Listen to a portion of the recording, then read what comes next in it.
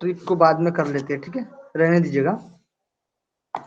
चलो पहले इसको पढ़ लेते हैं नारद भक्ति सूत्र को, उसको बाद में करेंगे ट्रिक को, ठीक है ना। नारद भक्ति सूत्र ग्रंथ, नारद भक्ति सूत्र, ठीक है, ग्रंथ का जो नाम है वो नारद भक्ति सूत्र। और ये जो ग्रंथ है वैष्णव परंपरा से संबंधित है और मध्य युग का साहित्य माना जाता है। लेखक देवर्षि नारद। नारद का अर्थ देखेंगे तो उसको तोड़ के, जैसे कि नार का मीनिंग होता है अज्ञान और नारद का मीनिंग होता है मिटा देने वाला, यानी अज्ञान को मिटा देने वाला। इसमें कुल अध्याय 10 है और सूत्र संख्या है 84। ये सारा ही इंपॉर्टेंट है, यहाँ से क्वेश्चन हर बार पूछा जा रहा है, ठीक है ना। फिर देखते हैं नारद लेखक, नारद किन किन ग्रंथ के लेखक है। तो नारद स्मृति, नारद पंचरत्न और नारद भक्ति सूत्र। इसके बाद लास्ट में आएगा भक्ति सूत्र, नारद भक्ति सूत्र, ठीक है। तो नारद स्मृति भी ग्रंथ है, नारद पंचरत्न और नारद भक्ति सूत्र, ये तीनों ग्रंथ के लेखक जो है नारद जी है। नेक्स्ट है भक्ति के बारे में कुछ देखते हैं कि प्रेम के द्वारा ईश्वर को जोड़ने का जो विज्ञान है उसे भक्ति कहते हैं। और प्रेम में भक्ति की बात कही गई इस पर, इसमें जो कि नारद भक्ति सूत्र में प्रेम के द्वारा ईश्वर को जोड़ने का जो विज्ञान है उसे भक्ति कहते हैं। प्रेम में भक्ति की बात कही गई है। 10 अध्याय में 84 सूत्र है, इसमें इस प्रकार से वर्णन किया गया है। जैसे कि प्रथम सूत्र में ही बात आती है कि हम भक्ति की व्याख्या करें, है ना। भक्ति की व्याख्या करते हैं नारद जी। इसमें और एक बात नोट कर लीजिएगा, ये जो सूत्र दिया है ये भगवान शिव जी के द्वारा नारद जी को दिया गया है। लास्ट 84 सूत्र में ही बताया जाता है, लास्ट के सूत्र में। तो अब भक्ति की व्याख्या करते हैं। तो भक्ति बताते हैं, भक्ति की व्याख्या में कि परमेश्वर में पूर्ण रूप से अनन्य भक्ति है। परमेश्वर में पूर्ण रूप से अनन्य भक्ति है। भोजन आदि के व्यवहार तब तक रखना है जब तक शरीर है, यानी जो खाना पीना होता है वो कब तक रखना है हमें, जब तक कि शरीर है। भक्ति के लक्षण में भिन्न भिन्न मत है, अलग अलग मत बताए गए हैं। जैसे कि पराशर के पुत्र वेदव्यास के द्वारा बताया गया है कि भक्ति का लक्षण अनुराग के साथ इष्ट देव का पूजन ही भक्ति है। जो राग रहित अनु है, ठीक है, उसका राग अनु हो गया है, तो इष्ट देव का पूजन ही भक्ति है। महर्षि गर्ग के अनुसार गुणगान की कथाओं का श्रवण ही भक्ति है। जो गुणगान गाया जाता है उनकी कथाओं में उनकी कथा सुनना ही भक्ति है। फिर शांडिल्य ऋषि के अनुसार आत्मरत भावना में किसी प्रकार का अवरोधन न होना ही भक्ति है। यानी जो आत्मरत भावना है उसमें किसी प्रकार का भी अवरोधन नहीं हो रहा है ना, वही भक्ति है। अब ये जो इम्पोर्टेंट है, देवर्षि नारद के अनुसार भक्ति क्या है, भक्ति का लक्षण क्या है, यहां से क्वेश्चन पूछा जाता है, ठीक ना। तो सभी कर्म उसके चरणों में अर्पण तथा उसका विस्मरण होने पर परम व्याकुलता का अनुभव ही परम भक्ति है। यानी जो कुछ कर्म हमने किया है उसको भगवान को जैसे हम अर्पित करते हैं ना, तो अब भगवान को हमें अर्पित करना है और उस कर्म का विस्मरण भी होना चाहिए, कर्म को भूलना भी है हमें, है ना। परम व्याकुलता का अनुभव ही परम भक्ति कही गई है। यथा ब्रज गोपी का नाम, यानी ब्रज की गोपियों के प्रेम के समान। जैसे श्री कृष्ण पर गोपियां कैसे प्रेम करती थी, ठीक है, तो ब्रज की गोपियों के प्रेम के समान है भक्ति।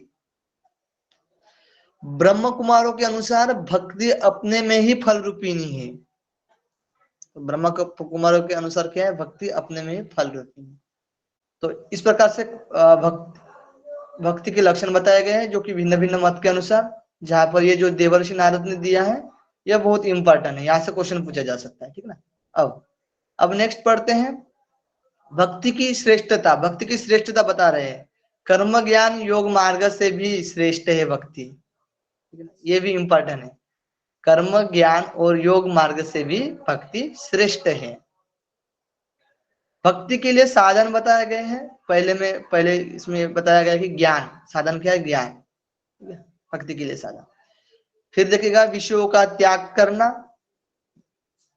आसक्ति का त्याग, भजन करने से,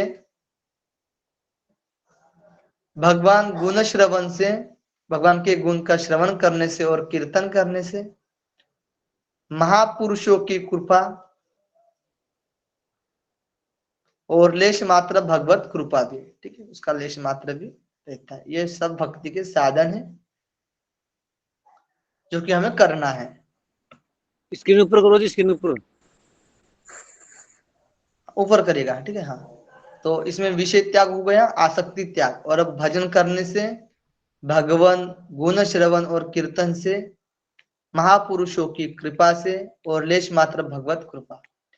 तो ये भक्ति के साधन है। यहाँ से क्वेश्चन आ सकता है भक्ति के साधन क्या क्या है। तो हमने ट्रिक भी लिखा है कि विषय त्याग मतलब आसक्ति त्याग। तो विषय त्याग पहला हुआ, फिर आसक्ति त्याग हुआ। विषय त्याग मतलब आसक्ति त्याग भजन करके सुनते हैं। तो भजन करने वाला जो तीसरे पॉइंट में आता है और चौथे पॉइंट में गुण श्रवण। तो भजन करके सुनते हैं तो महापुरुषों की कृपा बढ़ने पर, तो पांचवें पॉइंट पर क्या है? महापुरुषों की कृपा।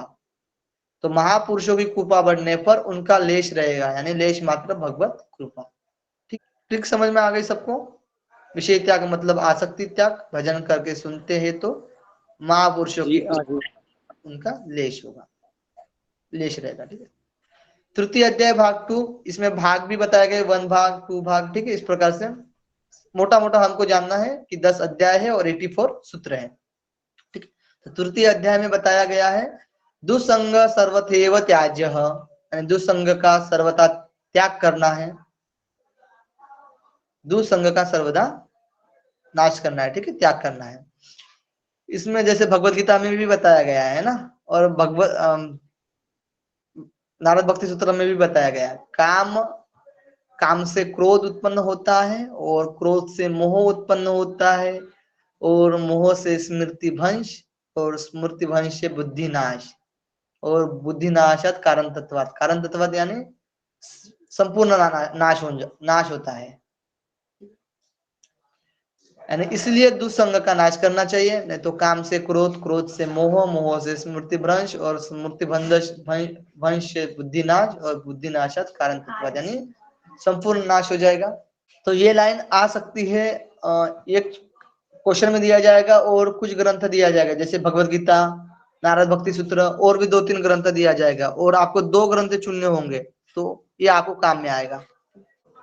देखिए यहाँ से अब क्वेश्चन आया हुआ है चतुर्थ अध्याय में, माया को कौन पार कर सकता है और माया को कौन वास्तव में पार कर सकता है।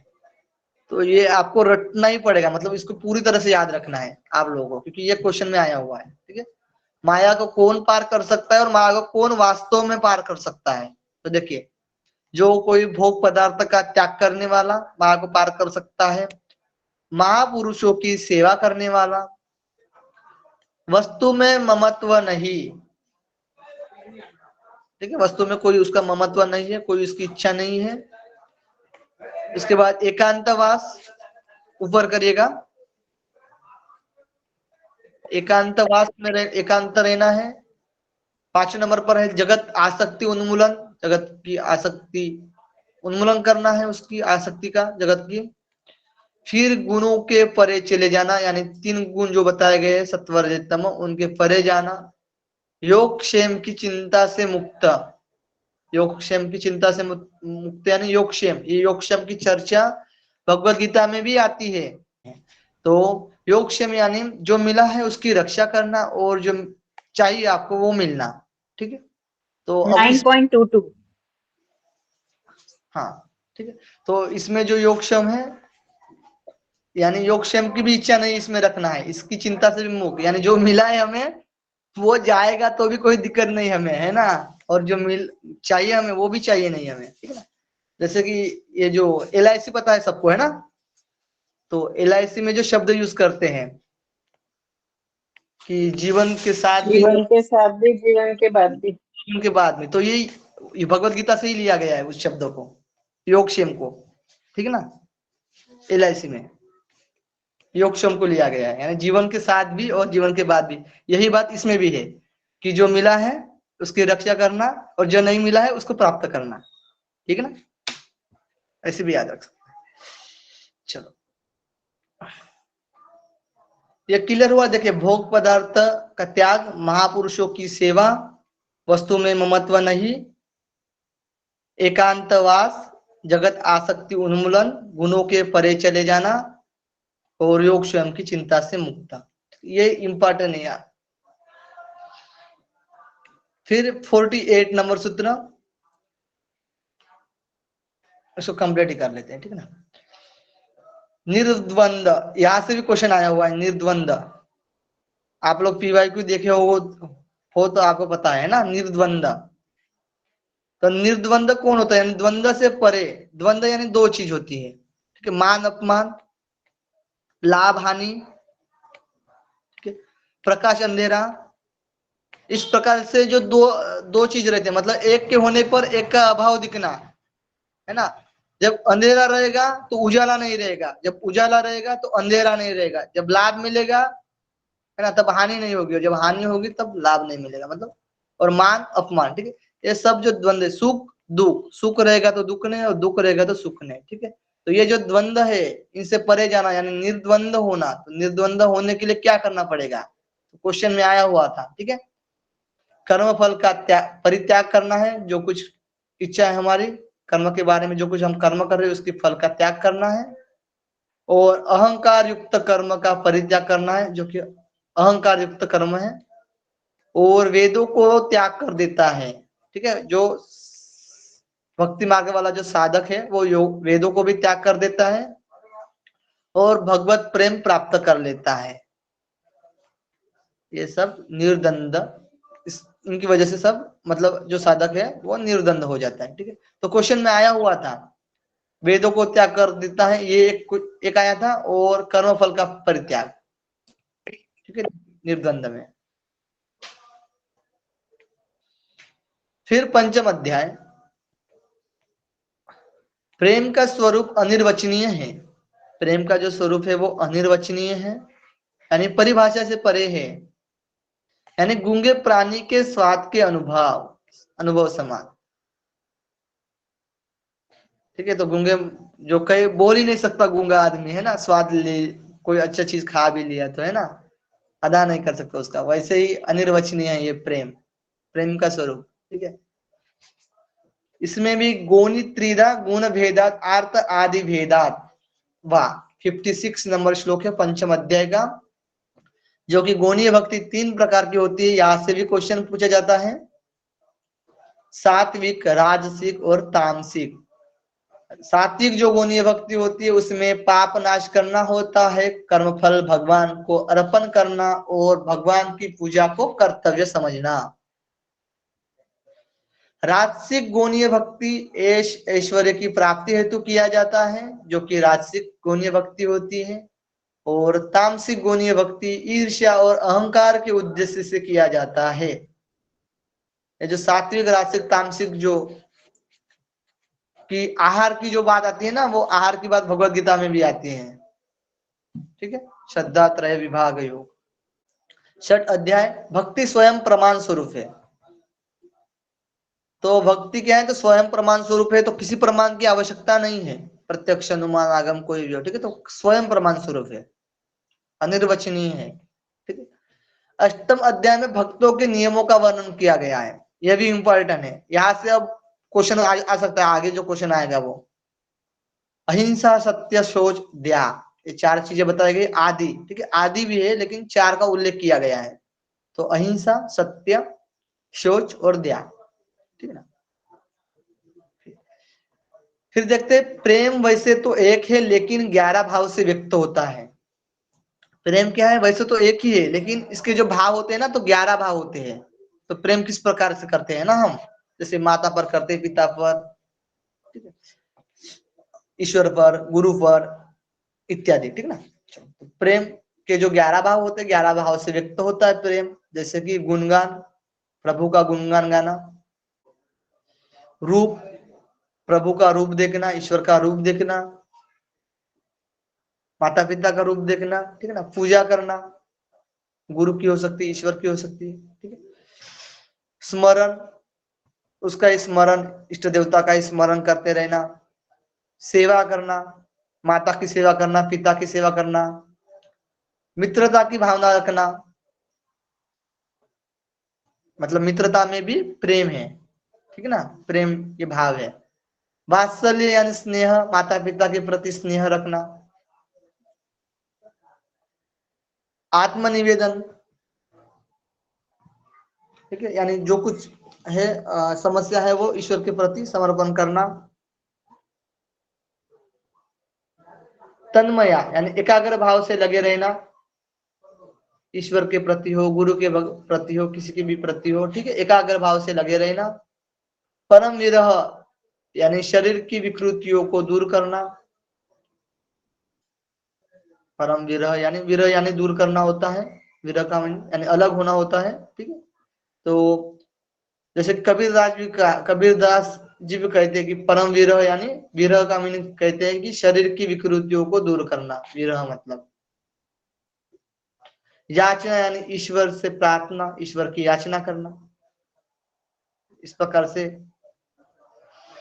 11 भाव बताए गए हैं जो कि प्रेम के। गुणगान, रूप, पूजा, स्मरण, सेवा, मित्रता, वात्सल्य, आत्मनिवेदन, तन्मया, परम विरह और याचना। ट्रिक भी बनाया है हमने, सिंपल ट्रिक है, सबको याद रहेगी। गुणगान रूप की पूजा, स्मरण, सेवा, मित्रता की, ठीक है, तो ऐसे याद रखना। गुणगान रूप की पूजा, स्मरण, सेवा, मित्रता की। वात्सल्य आत्मनिवेदन करता है, वात्सल्य क्या करता है, आत्मनिवेदन करता है तन्मयता के साथ। कैसे करता है आत्मनिवेदन वात्सल्य, तन्मया के साथ, तो परम याचना मिलेगी, ठीक है। गुणगान रूप की पूजा, स्मरण, सेवा, मित्रता की। वात्सल्य आत्मनिवेदन करता है तन्मयता,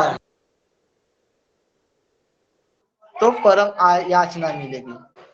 गुणगान यानी गुणगान जो पहला बताया गया है। रूप यानी रूप, तीसरे नंबर पर पूजा है, चौथे नंबर पर स्मरण है, पांचवें नंबर पर सेवा है, ठीक है। तो गुणगान रूप की पूजा, स्मरण, सेवा। फिर छठवें नंबर पर मित्रता है यानी मित्रता की। सातवें नंबर पर वात्सल्य है। आठवें नंबर पर आत्मनिवेदन, और 9वें नंबर पर तन्मया, और 10वें नंबर पर परम विरह यानी परम से परम विरह, और लास्ट में जो 11 नंबर है याचना यानी याचना मिलेगी, ठीक है ना। चलो थम्स अप कर लीजिएगा, ठीक है। 10वां अध्याय हो गया कंप्लीट, बस हो, छोटा सा रह गया। अच्छा, ठीक ठीक कर ले, हो गया, बस लास्ट का सूत्र बचा है। ठीक ठीक। 10वें अध्याय में कुमार, व्यास, सूक, विष्णु, बलि, हनुमान आदि एक मत है। किस पर, तो इस पर जिनमें जन जल्प के प्रति निर्भयता है वही भक्ति के पद प्रदर्शक है। यानी जिनमें जन और जल्प के प्रति निर्भयता है यानी भय नहीं है, निर्भय है जन और जल्प के प्रति, यानी जन यानी जो कि लोग होते हैं, ठीक है। जन और जल्प, जल्प का मीनिंग हमने पढ़ा था। जल्प किसमें पढ़ा था हमने, कोई बता सकता है। न्याय दर्शन में 16 पदार्थ बताए गए, उसमें जल्प आता है, जितने के इच्छा से किया जाने वाला तर्क, जो कि बकवास तर्क होता है, ठीक है, जो कि सत्य नहीं होता है, न्याय से नहीं होता है। तो जितने की इच्छा से किया गया जो तर्क होता है वही जल्प कहा जाता है, ठीक है। तो जन जल्प के प्रति निर्भयता है यानी उससे डर नहीं है, वही पथ, वही भक्ति के पथ प्रदर्शक है। 84 नंबर में सूत्र में कहते हैं कि यह इदम नारद प्रोक्तम शिवानुशासनम विश्वसिति श्रद्धते स भक्तिमान भवति सह प्रेष्टम लभ्यते इति। यानी शिव द्वारा नारद को दिए गए सूत्र को जिसने प्रतिपादन किया है, शिव जी के द्वारा दिया गया है जो नारद सूत्र, ठीक है, सूत्र, तो जिसने प्रतिपादन किया है, जैसे कि वो विश्वास करते हैं, उस सूत्र को श्रद्धा से देखते हैं, उस भक्ति को विश्वास करते हैं, श्रद्धा से देखते हैं, मुक्ति प्राप्त करते हैं, और उसको उसके अभिष्ट की सिद्धि होती है। ठीक है, यानी जो कुछ इष्ट देव है उसकी सिद्धि होती है अभिष्ट की। लास्ट में ऊपर करेगा स्क्रीन को। तो विश्वास करता है, श्रद्धा से देखता है, मुक्ति प्राप्त करता है और उसके उसके अभिष्ट की सिद्धि होती है। ठीक है, विश्वास से ही तो श्रद्धा रखते हैं, जिस पर विश्वास रखेंगे तो है ना श्रद्धा रखते हैं, विश्वास से ही श्रद्धा रखते हैं, इसी वजह से मुक्ति मिलेगी, मतलब अभिष्ट की सिद्धि होगी। ठीक, यहाँ तक हमारा भक्ति सूत्र कंप्लीट होता है। और जितना बताया है हमने, जितना बनाया है, ये सारा इंपॉर्टेंट है और यहाँ से क्वेश्चन आएगा आपको, इसके बाहर का पढ़ने की जरूरत नहीं पड़ेगी आपको। ठीक है ना, चलो धन्यवाद सभी को।